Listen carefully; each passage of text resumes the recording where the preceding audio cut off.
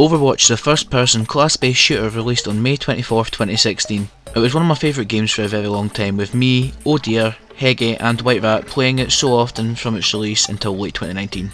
Not because it shut down or anything, just because it got boring. It features a large cast of characters with varying abilities from different backgrounds and a lot of diversity, so today we'll be coming up with a death battle matchup for every character playable in the game. This video was mostly re-scripted due to Biff making the same video by coincidence when we were working on it, so apologies if there are any post-production audio errors. We'll try our best to avoid using the same matches using Biff video for the most part to make this list somewhat interesting. I'll also be giving an alternate matchup for every character who's already appeared on DBX or Death Battle, those being Tracer, Widowmaker, Genji and Diva. So without further ado, I present a Death Battle matchup for every Overwatch hero. Ana vs Sharla, both healing snipers from team-based games. I've never played Xenoblade, but I've heard she scales to Shulk, who's decently strong, so I'm confident enough to say she beats Ana. Ash and Bob vs Ed and Al, both adventuring duos where one member is a giant metal partner.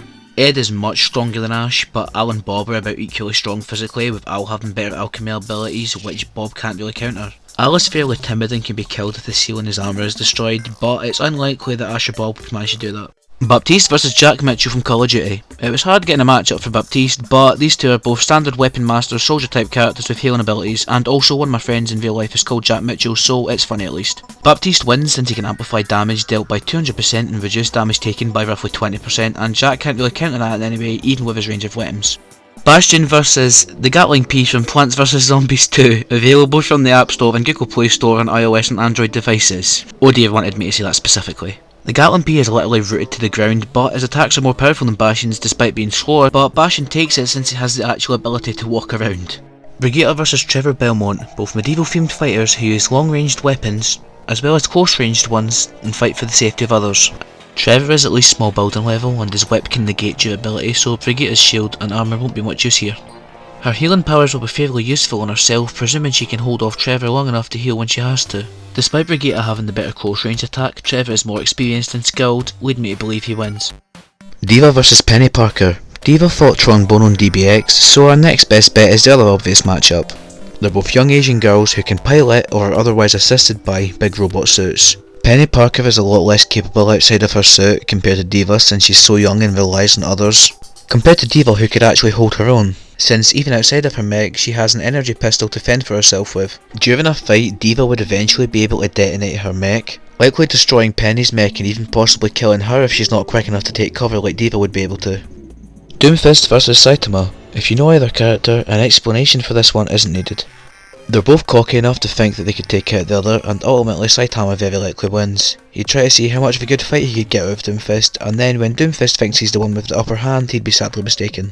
Echo vs Vision. Two sentient AI who work for humanity's benefit, and abilities are dependent on something external. Vision can scale to War Machine, making him multi-continental, and has durability negation as well as intangibility, so it's pretty safe to say he wins. Genji vs Zero. Two sword proficient cyborg ninjas from team-based games.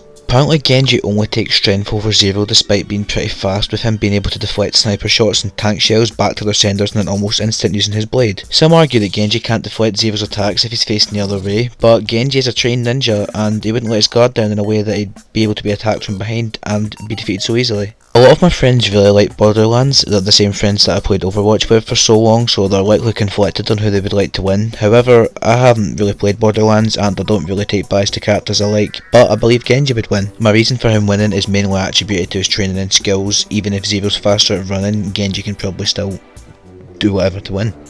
Hanzo vs Takeomasaki. Both Japanese bow proficients experienced at killing enemies effortlessly. Hanzo is more agile, but the two have roughly equal stats, with Takeo arguably taking experience and possibly durability, with him being able to take hits from zombies who usually kill humans in one shot. If he gets caught in Hanzo's Dragon Strike, he'll likely have no way to escape, unless maybe he has the Void Bow. This might be reaching since it'd be most fair for him to have the Wolf Bow for the fight.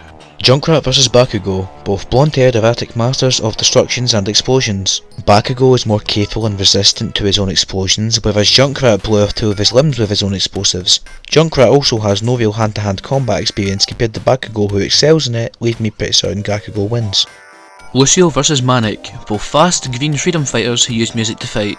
It's hard to find information on Manic online, but he should scale to Sonic in speed and be able to do most of his attacks to a similar degree, so I'll say he wins.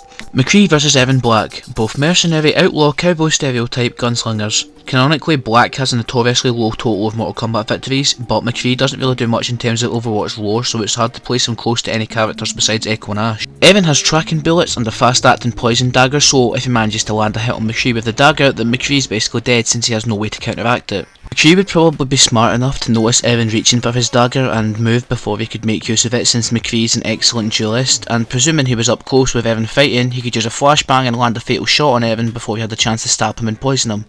Mei vs Captain Cold, both the cryokinetic tech experts from their respective verses. Mei can momentarily encase herself in ice to withstand building level explosions and appear unharmed, but she's much less confident than Captain Cold. If she somehow musters up the courage to actually be able to kill him, she definitely could. Mercy vs Sakura, both powerful, somewhat wooden females with healing abilities, the only difference being one is actually useful. I'm pretty sure Sakura has better combat experience and fighting skills, so she takes it. Moira vs the Medic. I feel like the Medic fits Moira better instead of Mercy for a matchup, since both Medic and Moira heal others but are mad scientist type healers who aren't afraid to use darker methods. I honestly have no clue who wins. I've barely played TF2, but if I had to guess, I'd say Moira probably. Orisa vs Baymax. Two robots reprogrammed by child geniuses who were originally used for healthcare to protect and serve humanity in similar but different ways. Apparently Baymax creators smarter, so they would have programmed Baymax to be stronger than Orisa could be, but I've no clue if that's even true or that's how it would even work. Baymax has greater feats, but Orisa should scale to characters like Doomfist from the stronger end of Overwatch, so it's kinda hard to say. I'd say Baymax takes it due to having actual fighting abilities instead of defensive ones like Orisa. Farah vs War Machine, both high-flying, suit-using, rocket-firing war heroes. War Machine's continental, so I'll let you guess who wins. Reaper vs Noob Cyborg, two vengeful spectres of death who were once great heroes and now fight for evil under a different alias and a mask after their presumed deaths. Noob has an array of grapple and grab attacks which Reaper could simply phase out within his Wraith form since it makes him intangible. Noob may be a great martial artist, but Reaper is a hardened military veteran and stealth expert with excellently powerful shotguns, as well as the ability to reform his body after death, granting him eternal life essentially. If the fight ends after the first death, I think it would be more fair, but I still think Reaper could take it. Reinhardt vs the Warhammer Titan. For this match, they need to be size scaled, of course. They're both hammer wielding armoured titans, with one being hailed as a titan and the other actually being a titan. The Warhammer Titan is roughly building level via scaling to the attack titan, and Reinhardt is probably roughly the same. Without the advantage of size, I'd say Reinhardt definitely takes it since he has years of experience in training using his hammer, which is probably stronger also. Roadhog vs Sweet Tooth, two large, masked, crazed maniacal criminals. Sweet Tooth has a much wider arsenal than Roadhog and is also faster, but despite Roadhog being stronger and more durable, I still think Sweet Tooth can take it, partly due to his combat experience being greater than Roadhog's, who's only really experienced in robbing and looting. Sigma vs Gru, a villain versus a former villain who use physics and gravity related abilities and both have pointy noses. Sigma was kinda hard to get a matchup for, and after realising how strong Mega Man Sigma is, we decided to settle for Gru. Gru has a wider arsenal including freeze rays and a stealth suit, so he could probably manage to sneak away from Sigma and land a decent attack or strike him or something when he's looking for him. Sigma has better control over his abilities and can use them better in more scenarios, but I still think Gru could take it. Soldier 76 vs Marcus Phoenix, both generic, stereotypical AR slinging super soldiers with state of the art visors and a chainsaw AR attachment depending on the skin for Soldier.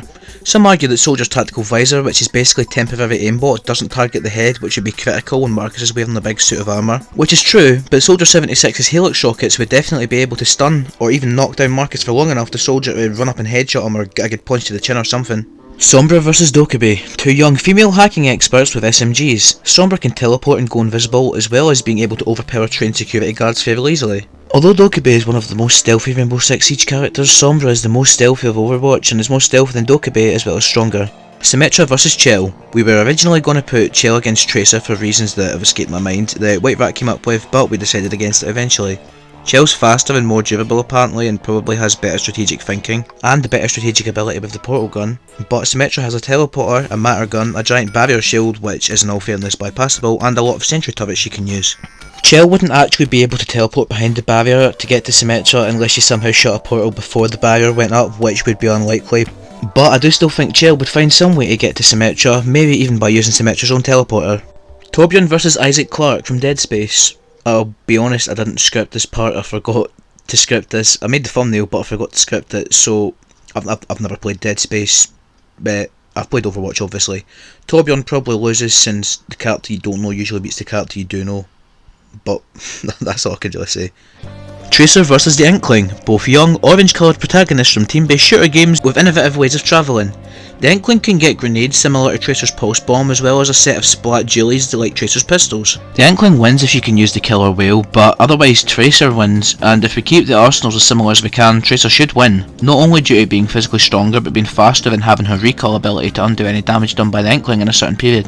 Widowmaker vs Deadshot. I'm sure you know Widowmaker fought Black Widow in Death Battle already, so here's our alternative. Deadshot is a superior marksman with him having more destructive firepower but also being able to work more effectively than Widowmaker at all ranges. Deadshot's suit will most likely protect him from automatic gunfire and the venom mines, leading me to believe he wins. Winston vs Wafer. Similar to the Smash Bros Brawl video, this is another monkey matchup, these two both being super strong and durable and being from the moon. Wafer could easily throw grown men through windows at a young age, but it's unknown if he's getting weaker at times since his feats aren't as consistent as of lately. Winston, however, constantly shows off excellent feats of strength in his Primal Rage form, which also increases his durability, not to mention outside of this form he has a massive electric gun, which even if Wafer managed to pick up, he'd struggle to use. Wrecking Ball vs BT1. No way was I putting Hammond against Wrecking Ball from Skylanders, so I got this other terrible matchup. It's basically just R2-D2, but not as polite. Wrecking Ball quite obviously takes it. Zarya vs the Heavy, one of the only TF2 vs Overwatch matchups I would still enjoy. Our other choice for a matchup was Zangief from Street Fighter, but I'd prefer this. Heavy is pretty physically strong since he fought and killed a bear with his bare hands, although Zarya is an Olympic weightlifter who has bench pressed 512 kilograms. With guns however, Zarya definitely takes this since she has bubble shields to protect herself as well as gravity bombs and the Graviton Surge, which can pull Heavy in, exposing him to attacks for a prolonged period where he could probably not use his gun either. He could possibly stun Zarya with the Supernova and then just mince her, but this one's hard to decide. This would probably be one of my favourite ideas to actually have on Death Battle, and I'd be interested to see who they choose to win. Zenyatta vs Master Oogway, both monks who avoid combat mainly and train students in their ways. Oogway effortlessly defeated Tai Lung, who defeated Tigris, who could destroy a building-sized rock at a young age, but Zenyatta can harm characters like Winston who can tank hits from the Doomfist, which leveled a skyscraper. Zenyatta can deal more damage to Oogway with the Discord Orb, but Oogway is much better in combat, leading me to believe that he wins. And that concludes this list. Most of these matchups wouldn't actually make good episodes or be entertaining, but the ones I'd like to see the most would be Reaper vs Noob, Tracer vs Inkling, Orisa vs Baymax, Junkrat vs Bakugou, and Doomfist vs Saitama. My favourite of the bunch would probably be Doomfist vs Saitama, closely followed by Orisa vs Baymax. Despite Doomfist vs Saitama being a stomp in Saitama's favour, it makes a lot of sense and would be a really thematic episode, and Orisa vs Baymax just makes sense and would translate well into Death Battle's formula and style. If you enjoyed, don't forget to leave a like on the video and subscribe to the channel for similar videos, and comment your own matchups and your own ideas for videos I should make in the future. And that's about it. That'd be like today's episode of fuck, whatever your thing's called again, I can't mind, I'm sorry, but it's like Hammond from Overwatch and my mate's hamster Joe. Say that.